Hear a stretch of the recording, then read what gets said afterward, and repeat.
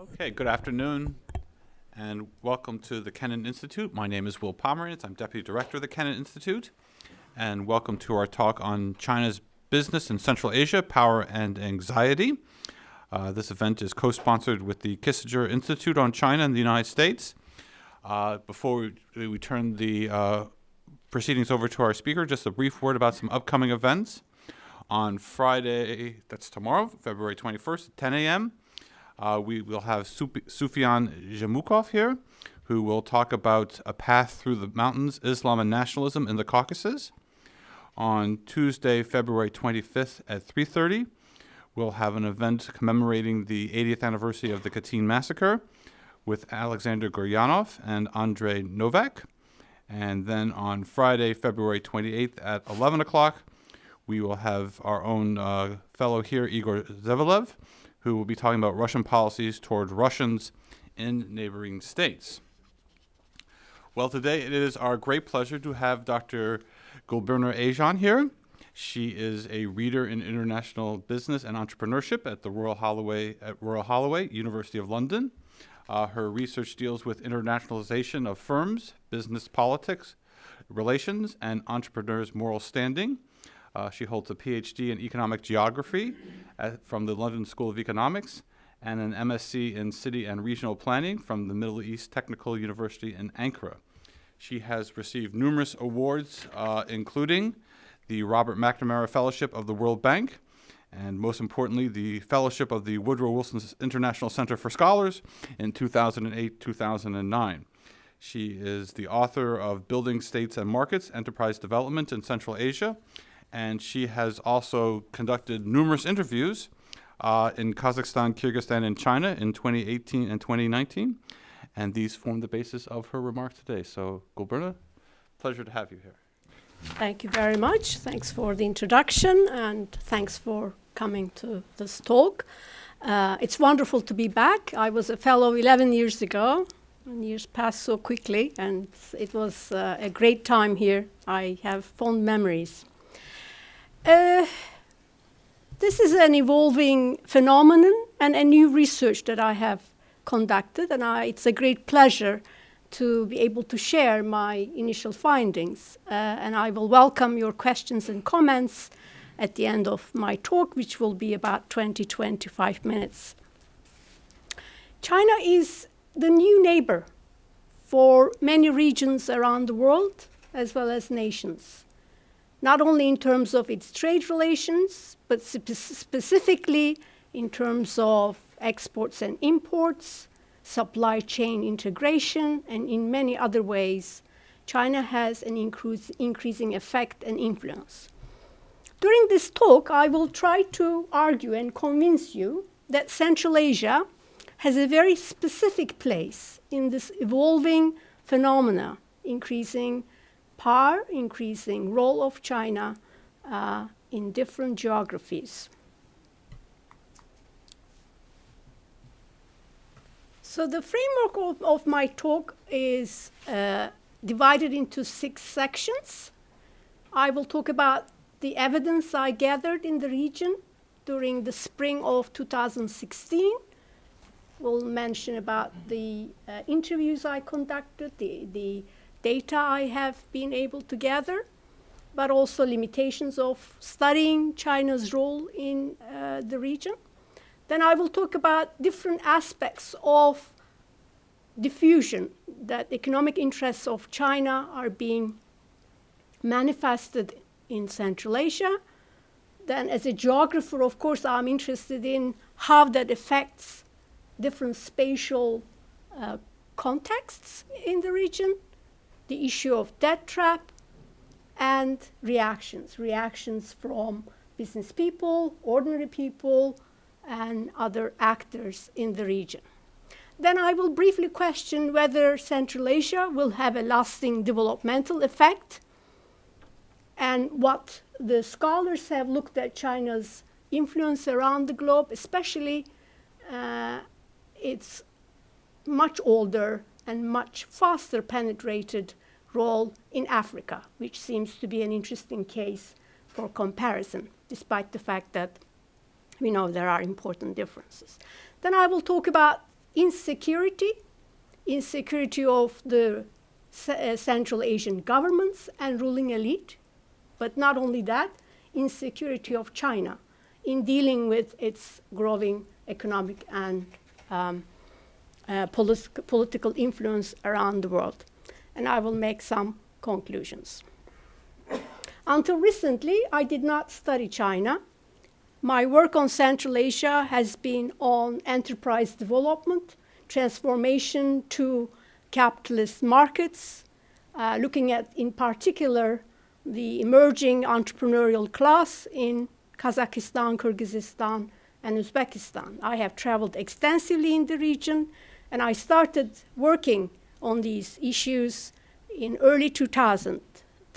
And what brought me to Wilson Center was my work on capitalist markets, oligarchic markets in particular, as a way of transformation from Soviet institutions to new neoliberal or authoritarian capitalism, we term. So here I present you a few publications I have done recently on Central Asia in relation to enterprise development and entrepreneurship in the region and their effects on national economies. So my evidence for this topic, for this analysis, comes from fieldwork study that I conducted during the spring of 2019 in Kazakhstan and Kyrgyzstan with a travel grant from the Kenan Institute. So I'm, as always, grateful. The fieldwork was taking place not only in metropoles like Almaty, well, Nur Sultan, it was as Astana when I bought my ticket, Bishkek, but also other less known regions, because I was interested in what the effect, what is the footprint of China in less connected and remote regions of Kazakhstan and Kyrgyzstan. So therefore I traveled to Batken, which is a southernmost outpost towards west in the Kyrgyz Republic, which is a very poor region. I also went to Aktau, which is on the Caspian Sea. I have conducted interviews in Beijing, talking to Academy of Social Sciences, China Development Institute, and Peking University. Admittedly, a number of these interviews were elite interviews. I talked to people who had certain privileges, like government officials, politicians, intellectuals. But I also talked to managers, business owners, NGOs, small contractors that worked for Chinese companies, local contractors, business owners, and activists. Activists in particular in terms of putting across various forms of resistance to Chinese business expansion and influence in the region. And there are obviously, as in all fields of study, certain limitations. A significant limitation is the way in which Chinese organizations and businesses operate. They are very hierarchical. They are often elusive. They have a very light local footprint. It's hard to have access to information. So if you go to Batken trying to understand the impact of infrastructure investments, you probably would see no Chinese to talk to. You have to go to Beijing to find the managers and in the hierarchical order, perhaps party officials to have a better sense. There is also a degree of secrecy. Information is not widely shared. As far as local informants and politicians are concerned, I will talk about this later, widespread corruption also makes these issues rather difficult to talk about. So this is an image from Lenin to Panda, a transition. I will not really talk about one road, one belt, because it's a very complex, very big phenomenon. But nevertheless, I would like to touch on that and explain why Central Asia has a critical role to play in the sustainability of OBOR or BRI. So this is obviously a growing network of maritime pipelines and railways connecting China with South and with West and ports and nations around the world. So why does China aim to build these infrastructures? It has a lot to do with its overcapacity, financial and industrial, as well as labor overcapacity to fuel its domestic growth, to secure access to trade routes, to secure access to resources.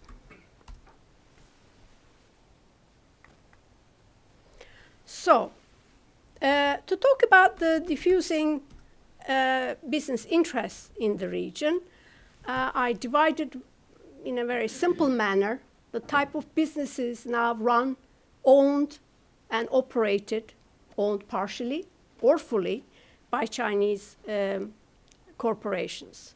The first well-known case is the investments in the field of infrastructure and construction. So Chinese companies, typically China Road, is building motorways, railways, and sometimes they do this themselves in-house by bringing Chinese workers and equipment. Sometimes they divide in small portions, subcontract them to other Chinese firms, and also to some local players. That's the most visible effect of China in the region, and China hopes to build a better image of itself by improving the quality of these services and demonstrate to local people that China is bringing development. Another area which is very important is the way in which China has access to strategic resources. That has to do with its needs for energy, oil, gas, but also equally important is mining. Mining, extractive industries are rapidly expanding in the region, especially in Tajikistan, in Kazakhstan, in Uzbekistan, but specifically in Kyrgyzstan and Kazakhstan. There are now numerous Chinese firms operating. Their numbers are not even known by local politicians.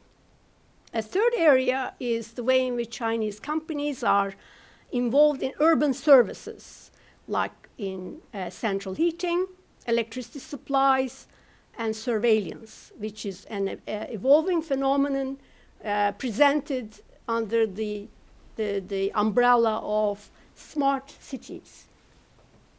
And then comes trade, logistics, and service sector enterprises. These enterprises often supply merchandise and services to other Chinese firms operating in the region. Finally, but also very importantly, there is a growing business, that's the business of protection. So there are now, although denied officially by region's governments, private security firms operated by Chinese enterprises. Just to have a quick, as I said, I'm not going to dwell on numbers. I'm not going to try to impress you with statistics, but just a quick look at the region. For those who are not familiar, this is Kyrgyzstan, this is Kazakhstan, this is Uzbekistan, double landlocked, this is Turkmenistan, and that's Tajikistan. So when I talk about Central Asia, I mean the 5 post-Soviet republics in the region. This is Akta, where I did my field work.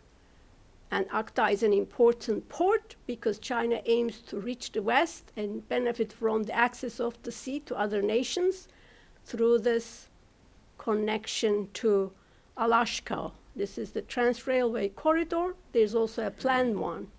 There is also another line, these 2 lines, gas pipelines and oil pipelines. These are certainly not new. China has been building these relations since the 1990s, especially after the collapse of the Soviet Union in 1997. It gained a new face with the Shanghai Cooperation Organization, so in terms of military and political engagement with these nations in the region, and certainly with the One Road, One Belt being declared in Kazakhstan by President Xi in 2013. So China's role in the region hasn't started suddenly just because of OBOR, but it has been a culminating, evolving phenomenon. And these pipelines certainly have started before the BRI.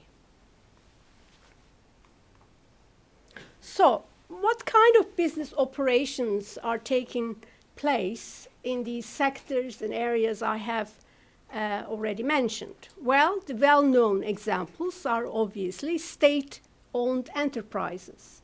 These are very large firms, and they operate around the world, not only in Central Asia. They operate in Africa, in Southeast Asia, typically China Road, oil company CNPC. CNPC now has 50% of Kazakh oil.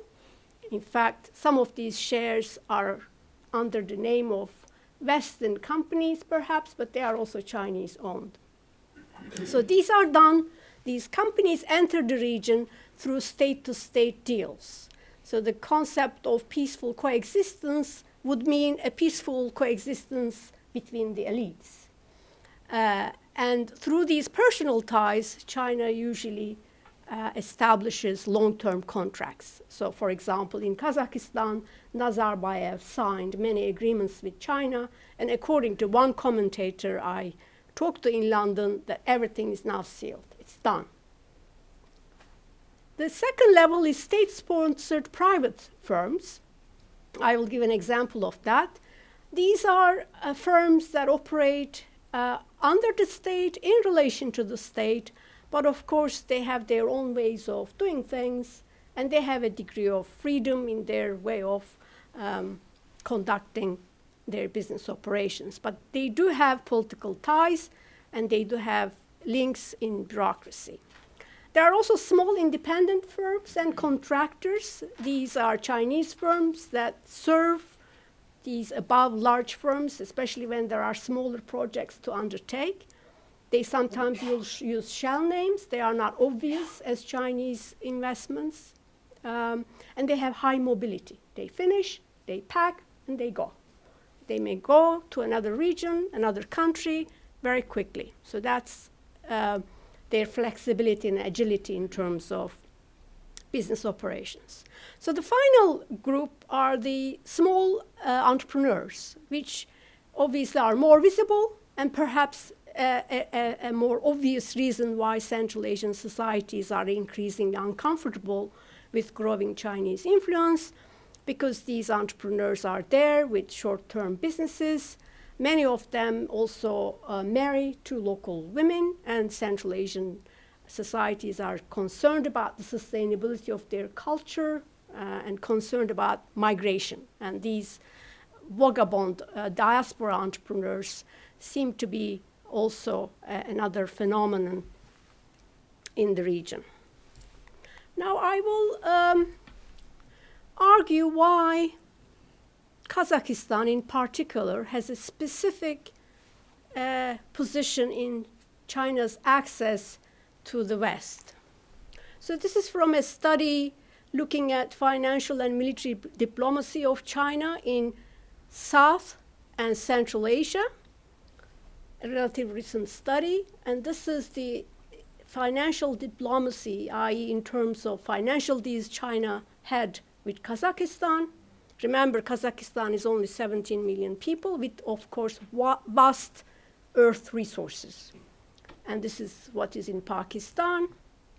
This is Sri Lanka and Bangladesh. By looking at this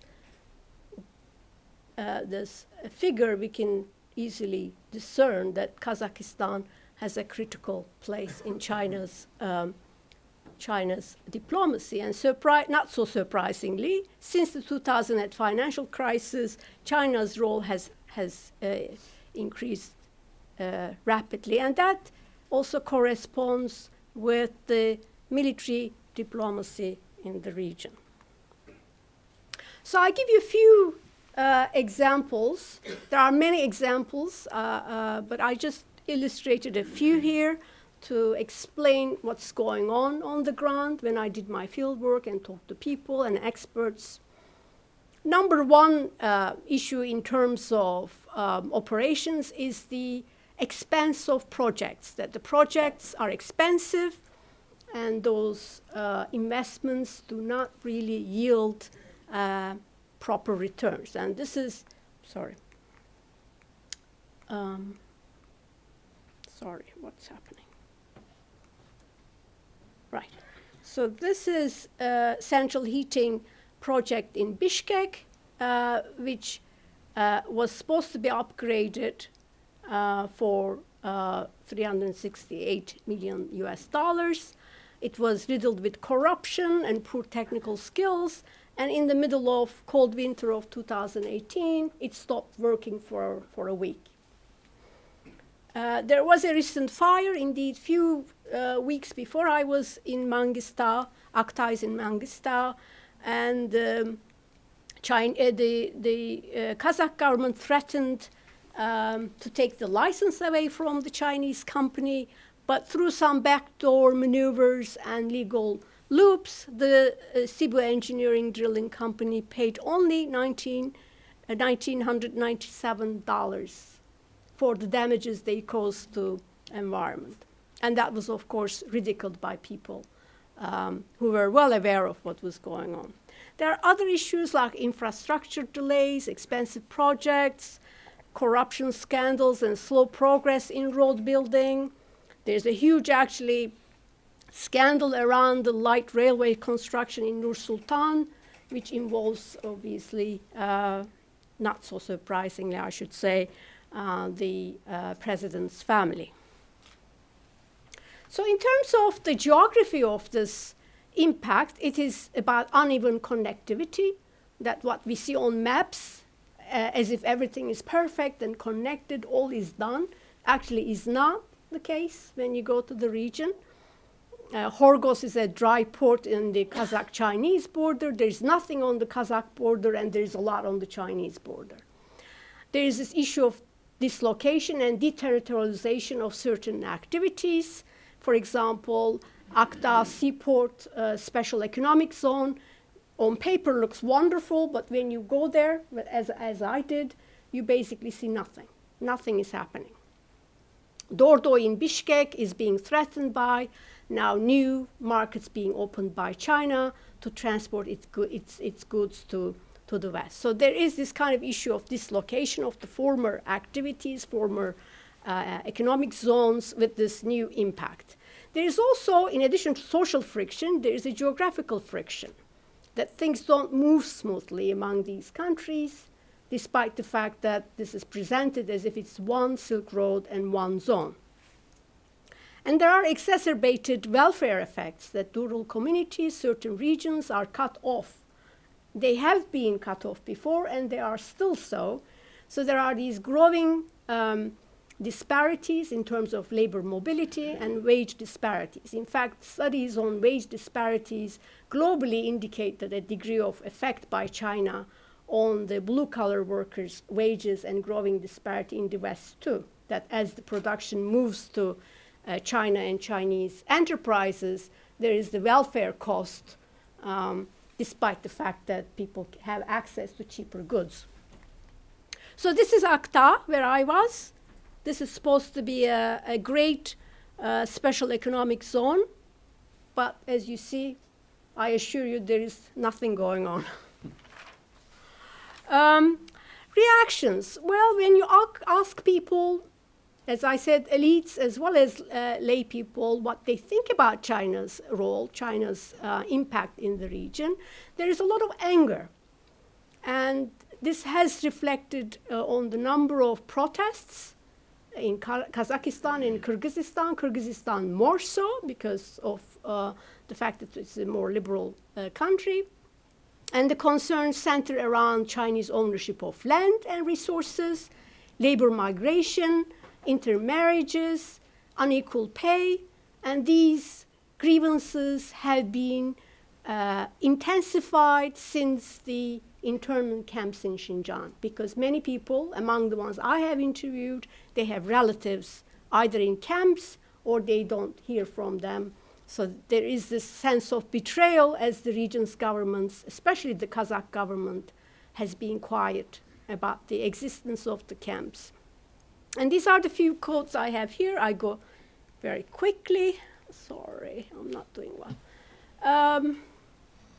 So the first one is about this issue of rapidity and flexibility of Chinese businesses, which in a region that lacked enterprises and free businesses for a very long time is obviously an advantage.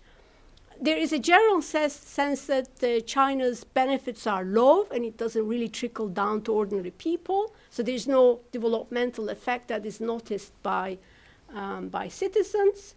There is also this concern that their elites, ruling elites, are selling their country out to China. And there are rumors that 10,000 Chinese businesses will be resettled or established to initiate economic development in the region, and these are not met with joy because they think that this is going to dilute their cultural and economic independence. That trap is a growing and important phenomenon, not for only Central Asia, but around the world, the way in which Chinese businesses and the state enterprises finance and give credit to countries. Here, Kyrgyzstan, after Djibouti, Tajikistan are two Central Asian countries that have huge growing debt to China. So here, a typical statement that I have copied states that they can't pay this back, this is done corruptly, and when they have to pay, when the time comes, they have to give their land to China. This is what they expect. And this is not a secret. You don't have to be a scholar to know this. Everybody knows it. So now I would like to move on to the development effect. This is actually on the airport bus in Bishkek, and that's me. And the question is, what is the then development effect of China? If China has managed to reach such a big scale and scope in 40 years since it started liberalizing their economy, whether its involvement in the region, as elsewhere perhaps, would lead to a new form of economic development. And what has been said that China doesn't give aid as the West does. It often doesn't have conditions attached. That's perhaps a simplification because China does have a lot of conditions attached, and they are often financial. They are more capitalist than the capitalist countries when it comes to dealing with their financing and aid projects. They don't typically give for aid that the Western institutions do. But China's business in internationalization, i.e. acquiring companies, going to new geographies, may lead to perhaps some spillover effects in the region. So that's something one has to question. But what seems to be the case that there are different institutional structures and different exchanges that takes place between the elites. The Chinese Communist Party faces authoritarian leaders in this region, and that's the level of exchange. There is not much underneath. There is not a horizontal structure that would take advantage of Chinese know-how or investments or models like special economic zones, the types that have been pursued by China in special economic zones and etc. So is there then a geographical spillover, the way in which Japan influenced South Korea, Taiwan, Singapore, whether those countries with their model of industrial policies, effective government, would become a model for Central Asia. So that's a question, whether there is a geographical spillover effect. Now, that question met by two different positions. Position one is about the way in which Chinese businesses operate, and that is considered to be a form of colonialism. Looking at the cases in Africa, some scholars put forward the notion that this is not a typical Western colonialism, it is more of a surgical colonialism, because China does not necessarily want to be involved in all institutions with different conditions. It rather has these enclaves. So enclaves and surgical colonialism notions have been discussed in relation to Chinese expansion, especially in Africa and other regions. So these suggestions would mean that China is not necessarily interested or involved in economic development issues. It only wants to have its interests being served, and those are contained around specific regions, specific projects. Now, mostly uncritical Chinese scholars and others suggest that that's not true. China is involved in technology transfer, and it transfers relevant technology. As a former developing country, China understands better developing countries, and what it exports is a relevant one. And very little evidence being put forward that it promotes entrepreneurial learning. This study in particular looks at Kyrgyz traders and suggests that they learned something from their Chinese counterparts. That may be the case, but I guess we need more scale, and at the moment there's no evidence that there is such a scale effect of spillover. And some scholars also suggested that this growing China anxiety around the world is a Western-made sentiment. It's promoted by Western institutions because their domination is being challenged by China's arrival. And a final position by hardliners is that there is a greater China wherever there is an influence of Chinese diaspora, and that's a natural region of influence for China. I will talk about that in a bit. Almost done, thank you. So there is this issue of insecurity as well, insecurity among the region's elites in Central Asia. But I also argue that there is also insecurity on the side of China. So President Xi is now a lifetime leader. The Communist Party wants to remain in power firmly. It is not open to any criticism. And there is a constant fear of disintegration and the need to control the society. And to maintain this regime stability, they also need to consolidate the neighborhood and energy and trade routes. And in addition to Shanghai Cooperation Organization, which has been conducting military operations under the guise of Russia, which is no longer an economic player in the region but wants to remain a strategic partner and player, China's influence is growing. But as I said before, there is now also a new phenomenon of private security companies operating in the region, and that is interesting to watch in coming years when tension increases.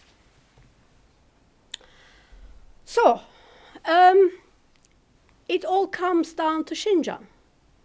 Pakistan corridor is through Xinjiang. Opening to the west through Kazakhstan and Kyrgyzstan is through Xinjiang.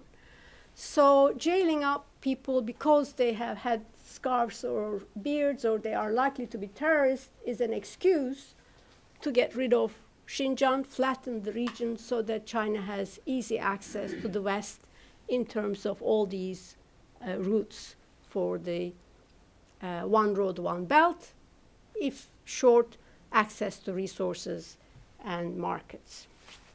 In conclusion,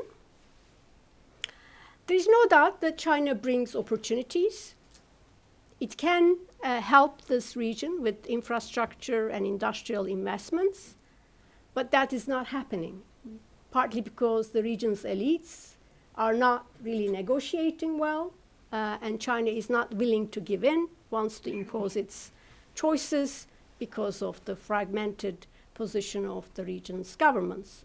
So that brings new dependencies. And we find China at the intersection of a new global hegemonic competition. But at the moment, Western interests like the United States or the European Union really don't have much to offer. Does China have a model to replicate? That's a different discussion. Maybe we can look at during the question and answer. But China is definitely trying to create a parallel regime of governance in the world for itself, aligned with other authoritarian leadership, as we see in some of the UN resolutions these days. So that would mean an alternative new world order, or emerging order, or disorder, depends how you look at it. And within that, we see this issue of trajectory, whether China will become a credible soft power. It is trying with Confucius Institutes, exchange students and language education taking place with Central Asia. There is that growing attempt. But also China is a power that has huge insecurities about itself. And I think Xinjiang and coronavirus more recently demonstrate that insecurity. Domestic political liabilities are very important for Central Asia. Ruling governments are increasingly getting more and more detached from the sentiments of local people, and local people really think that their rulers are giving away to China behind the closed doors without any accountability and transparency. So there are rumors, some of them may be not true, but secrecy creates also these kind of feelings. My final word is that although it is a pompous and big project, One Road, One Belt and other political projects that China pursues might end up with a huge financial bankruptcy because they are more political than anything else. I think I'll stop here. Thank you.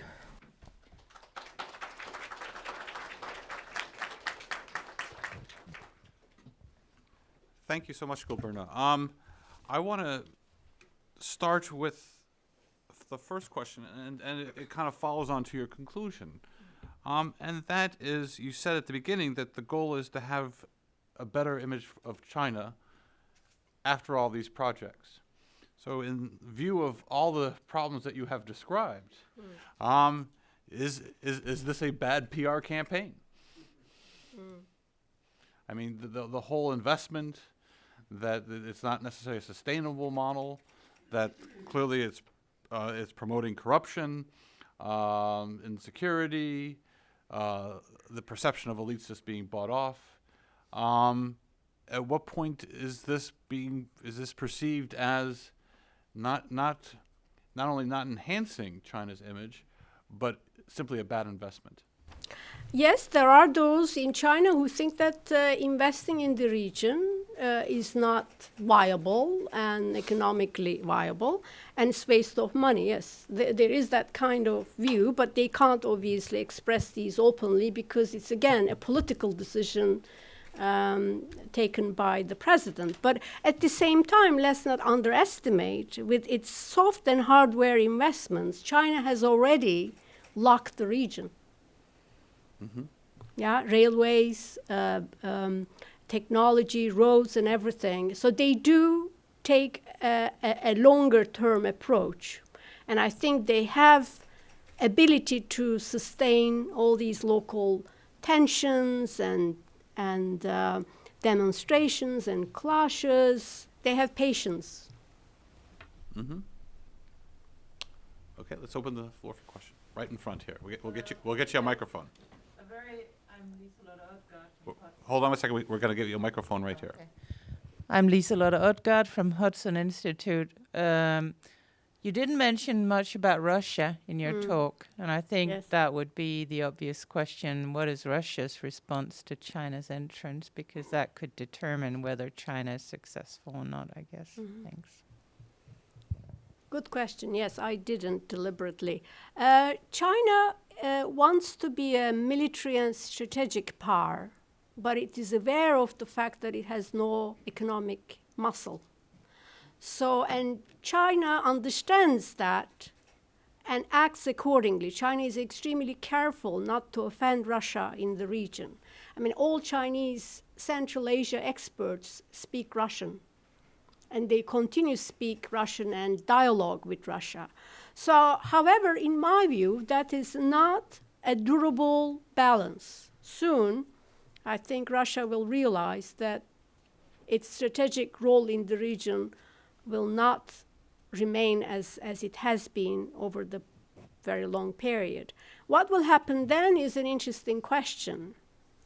Will Russia use region's governments to create resistance towards China, maybe support some opposition groups, pro-Russia opposition groups, because there is now saying that, you know, against China, we rather prefer Russia kind of sentiment. So that is also a benefit that Russia seems to be getting out of this complex relationship. Mm-hmm. Right over here, the center. First of all, thank you so much for your presentation. My name is Henry. I'm with Asian Development Bank. My question is more regarding on the domestic sector of the Central Asian countries. As we have seen, the rising Islamic extremist groups are becoming more and more active in this area. How much influence would that actually have on the Chinese involvement in Central Asia, particularly in the economic sector? Thank you. Yes, there are radical Islamic groups in Central Asia, and as you know, with the Syrian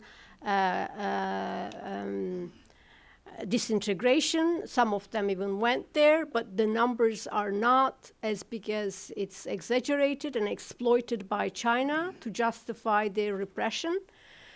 Similarly, the region's governments are using that excuse to suppress their own people and block accountability and transparency, and they don't really follow the rule of law. So that is a cover they use to disguise their corrupt systems. Right here. Hi, thank you. My name is Brandon from FAO Global. We're an international market consulting firm, and we've been exploring a lot of opportunities in the region, and most recently Mongolia. And as you're talking, we're seeing a lot of the same things going on. But specific to Central Asia, how has Chinese investment influenced the overall either ease of doing business or business environment for firms that are not from China? Do you see that landscape shifting at all? Thank you. Good question. I have looked at this business perception surveys for a long time because I'm interested in how entrepreneurs operate in these highly risky environments. As far as I have gathered during my field work, that really didn't change much in terms of how licenses are being processed, how fines are being given, and what the government officials and bureaucracy deal with these things. The problem with Central Asia is that they have not really developed a good bureaucracy to sustain their government. So the current rulers, many of them, Uzbekistan had the regime change, but Karimov in particular, and Turkmenistan, as many of you will be aware, and Nazarbayev have really not invested in creating their state legitimacy with a good bureaucracy. So they wasted years. I don't think the situation has changed for Western investors, but I have gathered the sense that Chinese firms have now figured out how to deal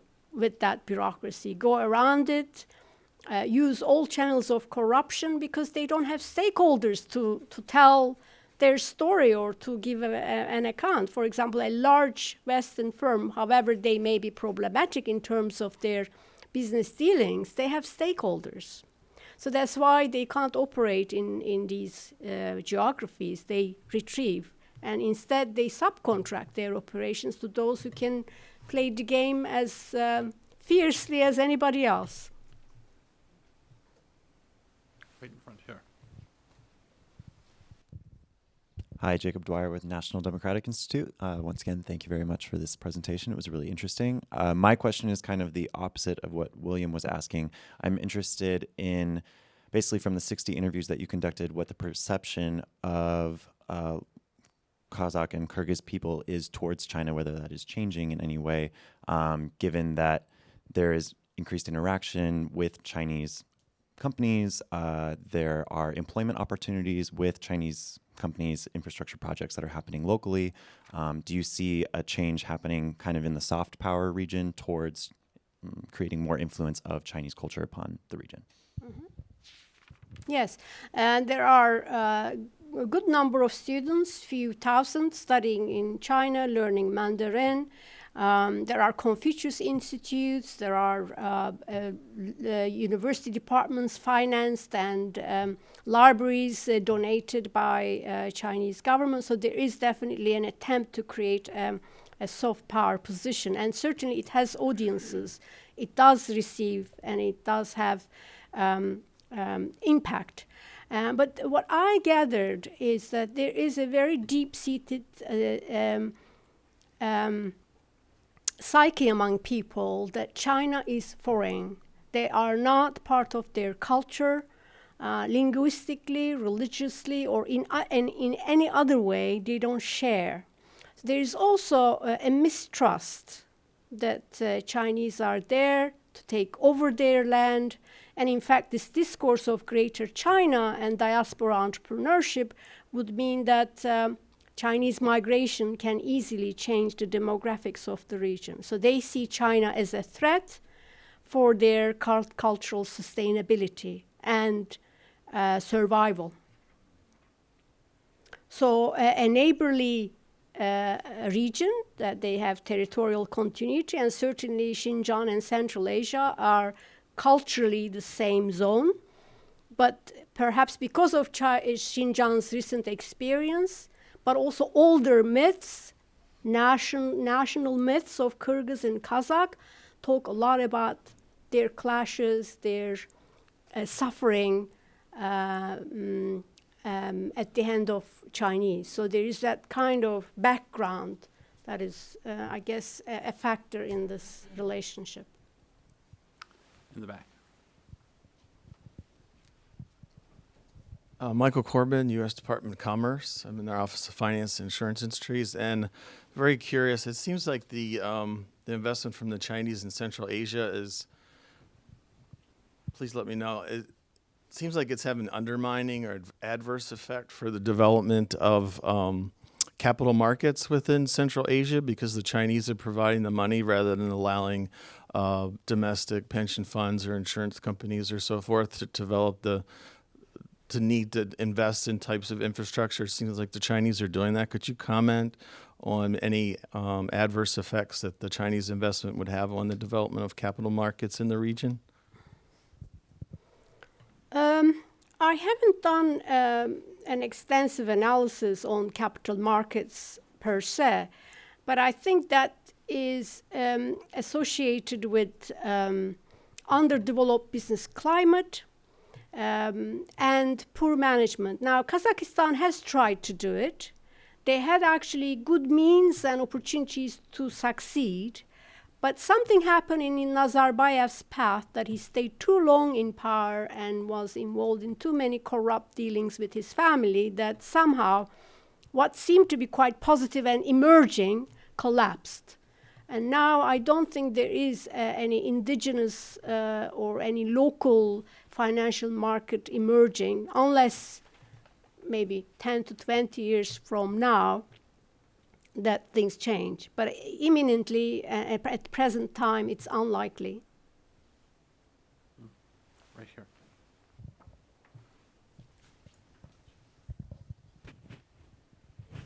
Hello, I'm Rachel Vandenbrink at the U.S. Institute of Peace. Thank you for your presentation. Belt and Road has, of course, been evolving since it was introduced in 2013. For example, at the last Belt and Road Forum, China announced some new pledges for greener Belt and Road standards.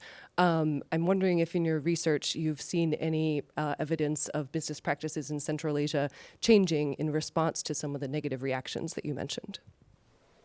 I haven't yet. Maybe it will. But what is interesting about Chinese business operations, and management literature is full of, as a management scholar, I can assure you, full of articles looking at Chinese business and organizational management issues.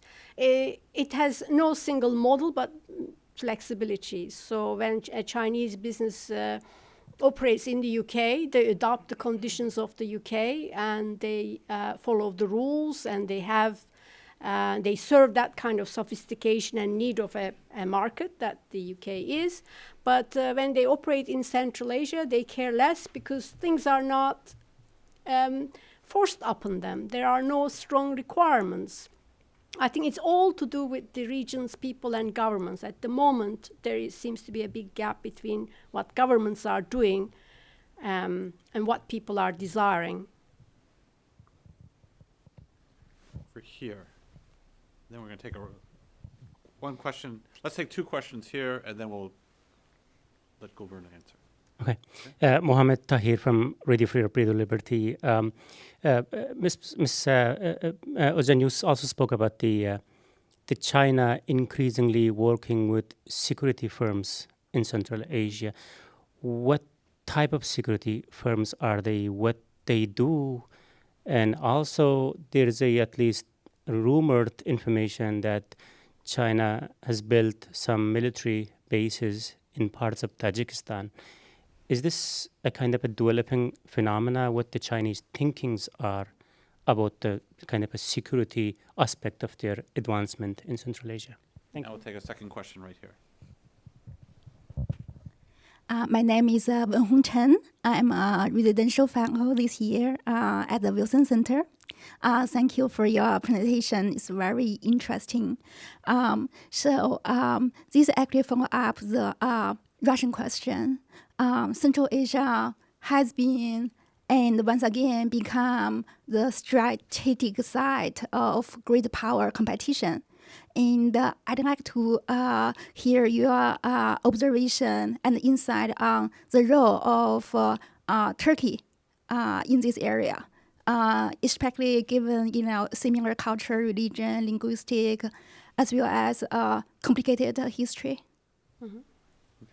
Security in Turkey. Yeah.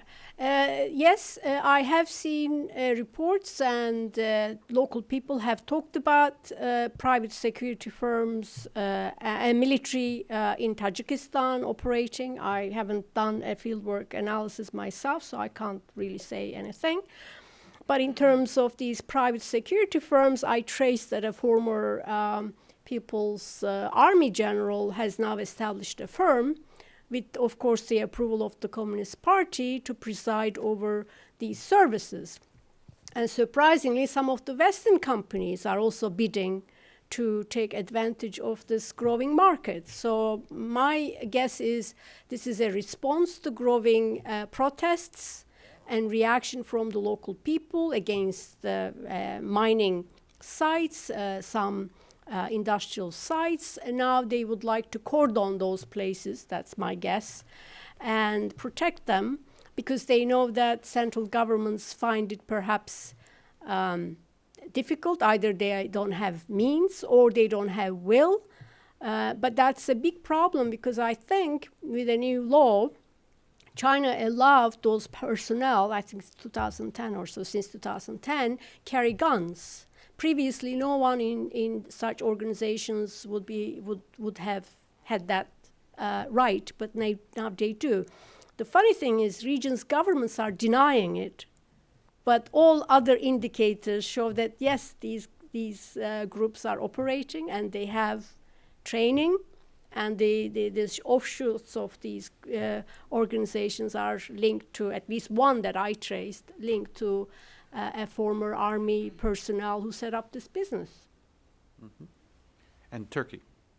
Turkey, yes. Well, when I first went to Central Asia, there was this euphoria between Turkey and Central Asia, but that didn't last very long because partly because of geography, partly because of the influence of Russia in the region, and at the time, Turkey's naivety about the realities of the region. Now the relations, I think, are more realistic, and Turkey and Russia are not always in harmony in their international relations, and at the moment, obviously, there are issues that they disagree.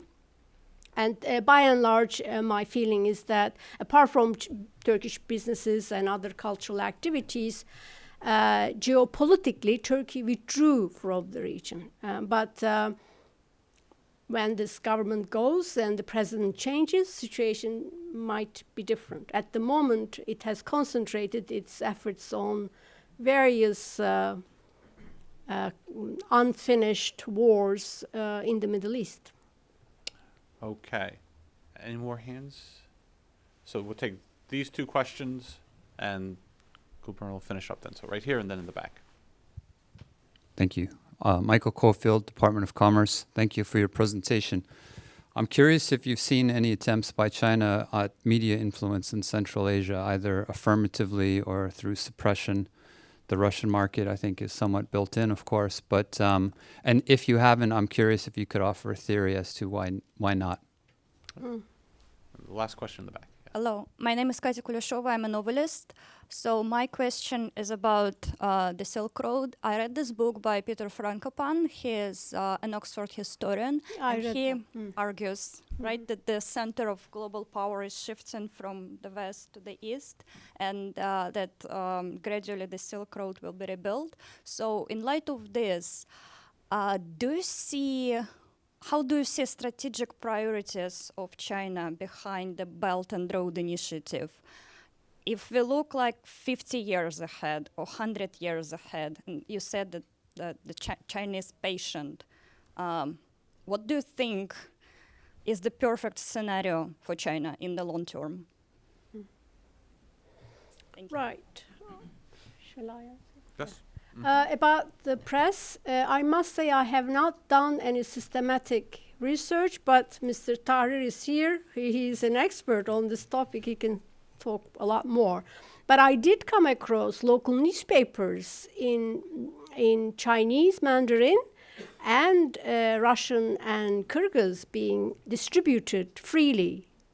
And I think that is an interesting sign. And I didn't present here, but I did review what they have been published. So, for example, very positive views of China. For example, in the UK, the best food everybody likes is Chinese food.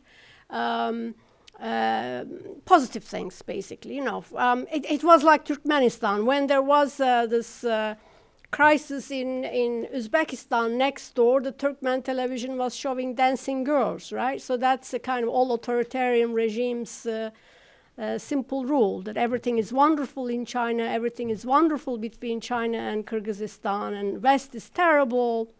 Not that I'm suggesting they are wonderful, but that's a kind of polarized perception that we are good, we are doing good, everything is nice, but the others are nasty, bad, they are mean. But so I observed that particular instance when I interviewed. And 50 years hence, the future. I won't be alive. but we'll record your observations anyway. So please do. So you can be proven right. Yeah, I think Central Asia doesn't have markets, so it has small population. And it is a region that China wants to go through. So therefore, for China, Central Asia will remain very important as a transit place, but also as a place where they can obtain their economic energy resources.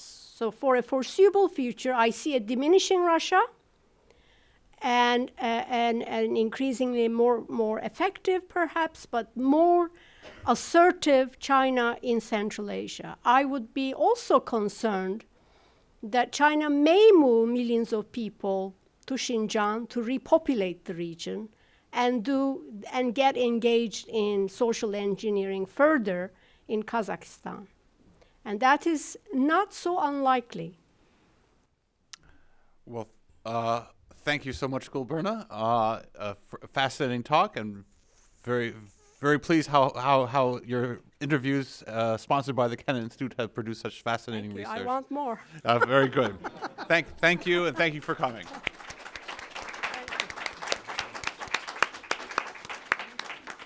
Thank you very much for your very intelligent and interesting questions. And once I publish this work, hopefully it will make more sense. Thank you. Thank you.